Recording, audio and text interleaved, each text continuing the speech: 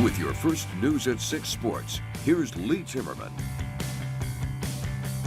Nobody wants to lose, but there is a lot to learn when taking some lumps. The Bismarck tennis team is an excellent example of that. The Demons are sitting in third place in the WDA. Now, just a few years ago, BHS was closer to the cellar than it was to the top. That same group of athletes is now 6-2 in the conference, and they're on a 2-match winning streak.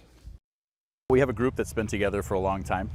They've started in 7th grade when they were young, and they've kind of stuck together, putting a lot of time in the off seasons. And the thing with that was we didn't have a lot of upperclassmen for a number of years, and so this group kind of took their lumps for quite a few of those years, and it's really paying off now that they're upperclassmen and better students of the game.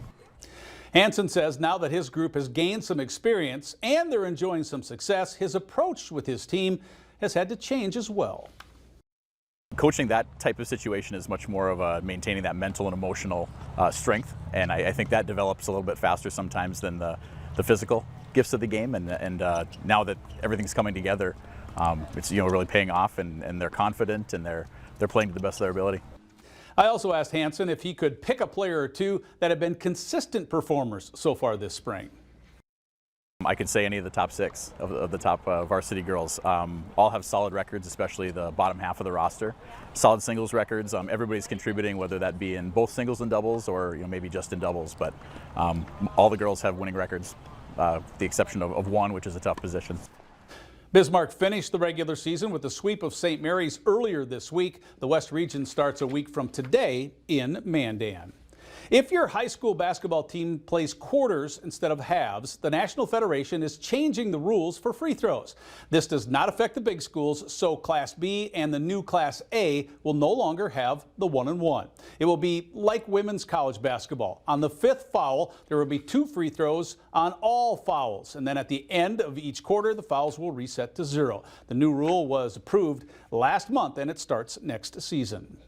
Well, the seeding for the WDA softball playoffs is based on winning percentage. Bismarck High is one of 4 teams over 500. The Demons want to stay there, while the Sabres are looking for a boost. They had a noon start today at the Sanford Sports Complex, and Legacy would get a runner over to third in the 2nd inning, but Briella Wrangham would shut it down. The junior for the Demons gets the strikeout swinging. She had 10 Ks in this game. The next half inning, Demons would get a runner, first runner of the game on, trying to move her up, and Ainsley Johnson with the perfect throw to second takes care of that. In the home half of the 3rd, Drew Kautzman will take a pitch and hit it to deep left center field. It's off the scoreboard, scoring 2, but Legacy would score more today. 11-10 was the final in Game 1, 23-11 in Game 2 for the sweep.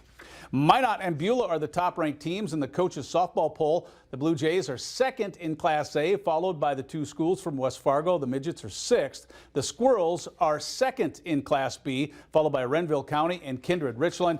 Beulah is playing DLB today, and we'll have highlights on First News at 10. And the summer's Great Plains All-Star Game in Bismarck will be televised on ESPNU. The Northwoods League made the announcement today, and the All-Star Game is on August 1st. The Larks' regular season game on June 22nd will also be on ESPNU. It's pretty impressive. Yeah, there you go. I'd like to see it. We'll be right back after this.